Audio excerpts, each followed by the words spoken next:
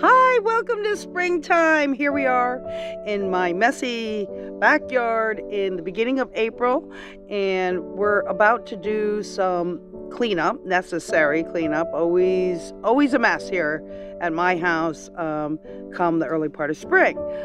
And I want to share with you how things are going, what's popping up, and also I've got a new tool that is a game changer. We're going to share that with you. Model demonstrate. We've been using it all along, so it might not be as magnificent, because we've done some of the bulk of the work with it. But anyhow, so let's get started. You're here today. You're here at the Handmaidens. If you just stop by, you happen to be scrolling, and you're like, "Who the heck is this?" Well, this is a channel of 3 generations of people doing it our way, doing it, making sure that we don't outsource our lives. We try and, uh, you know, be the people that we hire or ourselves to do the work that we got to get done around the place. So if you like to have a sustainable life where you're independent and you're being as resourceful as you can, and you want to join along with us, and don't forget to hit that subscribe button and maybe give us a like. And we're growing slowly, and that's exactly the type of gardening that I do. As a matter of fact, I like to call it slow gardening. I don't know if anybody's coined the term before, but that's what I do. And by that I mean, some people like to go and hire a landscaper and some hired hands, and they get an architect to design the landscaper and professional gardeners. I don't do that. I get to know my space. It is my sanctuary, and get an affinity for everything that grows here naturally. And then bit by bit, year after year, I make slight changes. I'll add a plant, and I'll add some bulbs, and I'll have maybe a garden structure. So bit by bit, it evolves slowly without a whole lot of effort. It's continuous though, without a whole lot of effort on my part, because I'm not going to be out here with big heavy machinery. You're not going to find any machines in my yard. I'm not going to be out here leveling the land and calling in the troops, and I'm not going to be dropping a gazillion dollars. I'm going to slowly, methodically, and lovingly and intentionally work with what I've got. And, you know, we change it. We change it to be suits my needs. I hope that you will do that. If you haven't tried gardening, I can't think of anything that is better for the mind, the body, the soul, the planet, is you getting out there and doing some work, moving your body, touching the earth, and making it yours, putting your energy into the earth and taking the earth's energy back into you. This reciprocal thing between you and Mother Nature is something that is well rewarded, because anxiety out the window, depression gone. Your body starts to, you're moving muscles you've never moved maybe in a long time, unless you are an athlete or something like that. But if you're just a normal couch potato like I am, with a desk job, or, primarily, you're sitting down a lot, getting out there every single day. Now it's April now. I like to spend most of my time outdoors. April, May, June, July, August, and September, 6 months, and then in I go. 6 months on the inside. Yeah, October, November, December, January, February, March. I'm in there crafting and cooking and enduring the winter elements outside. But when the sun shines, and guess what? Today it's going to be 90 degrees. Probably again. We had that yesterday. Don't be fooled. I'm in zone 5. That means it is not planting time. It is cleanup time, because we will get a frost. Or unfortunately, on zone 5, our frost date isn't really till May 31st. So we got a long time. You can be starting your little seedlings and stuff.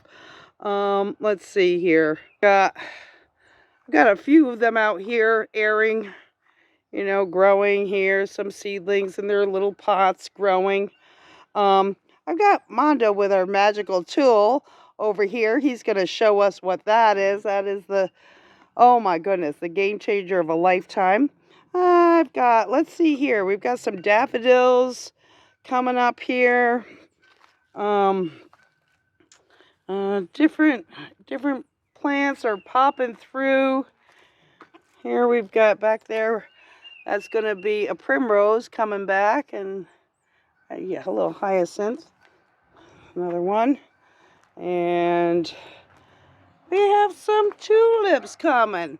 Now this is remarkable because we also have a lot of deer. There we got a Virginia bluebell there, and we got a hellebore back there. And you'll notice what we have lots of is lots of leaves, because I don't rake in the fall. I want to get, here's another bluebell coming here. I want to get as much of the good nutrition from the leaves that fall into my gardens, my earth here. And you can see we have a problem. You know what that is? Lots of dirt. Okay, the first things that we do in our slow gardening is by hand, we pick up all the sticks. That's a pile of sticks from my yard. The second thing we do is I uncover by hand. I will take leaves. Here's some rose bushes we have. You know, a little something popping up here. And I'll pick them up by hand. And I do have a pair of gloves. I've already lost them. I used them one day. I said, oh, I'm going to use gloves this year. I don't. I like to touch the dirt. I like to commune with nature as closely as I can. And then I take the leaves and I'll put it in. Here's a swing set that fell down, which is, we got to have new plants over here. And I'll put them in my bucket, and then I'll take them to a compost area, and we'll do that.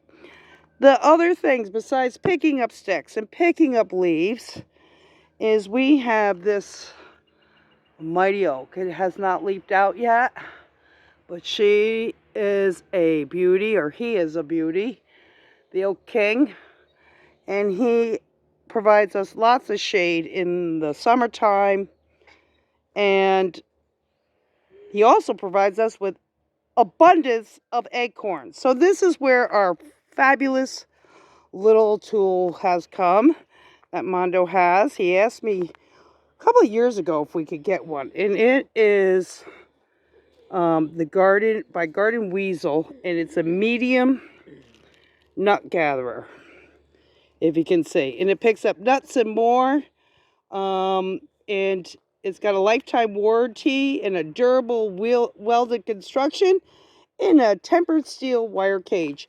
Mono, show what happens. Now, we've been using it, so what I was going to say is lots of the acorns got picked up. In the autumn, I like to use acorns to, you know, you got to actually find some, to craft with. And this whole thing, they'll be dropping and hitting you on the head, and oh my goodness. But anyhow, he goes over, you know, a few times. These got a little buried because I left them all here. I contemplated making some acorn flour, but Steven says that I can grind them up and make chicken feed, which I'm going to have to find out more about. So maybe Steven will do a video on that. Excuse me. But anyhow, this thing, instead of, because I had been picking them all up by hand, and as you just roll over the ground, and there you go. You've got, it picks it all up in there. And then we can, what do? We go over, and you just separate those little wire parts on there.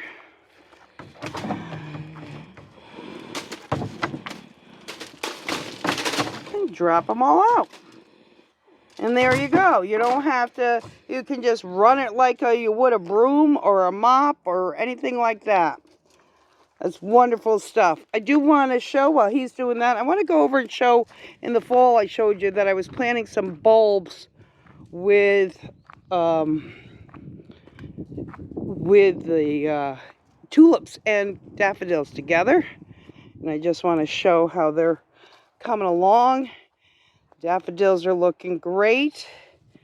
And nobody's eaten these yet. So we're still got some other bulbs popping up there.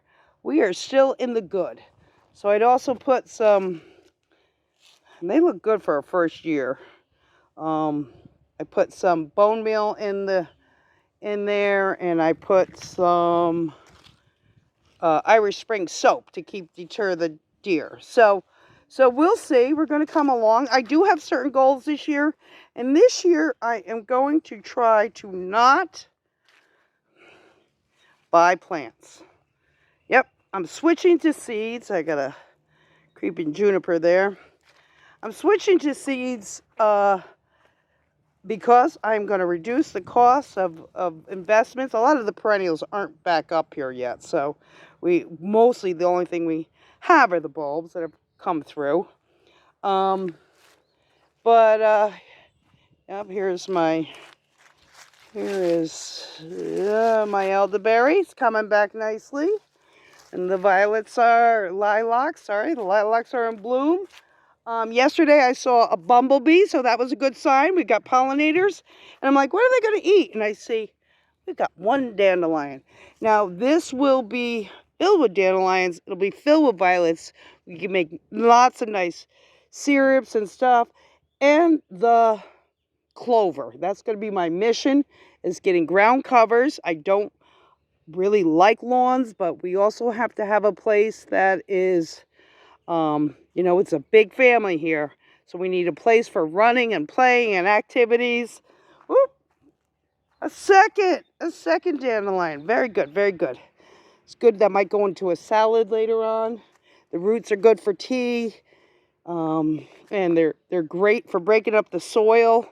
And that's what the clover that I'm going to plant will, hopefully, next week we're getting rain. So I'm going to wait for rain. And we'll get this area kind of cleaned up of sticks and acorns and little stones.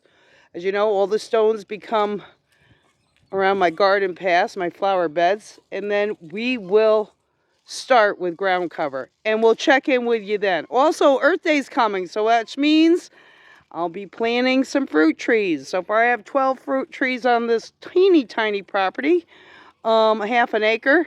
And we're going to add 2 more like we do every year. Until we see you again, check out our other videos. Hope you're out there getting some exercise, communing with nature. Plant something soon. Get ready by, doing your seeds and stuff. And until then, take care. Love you. Bye.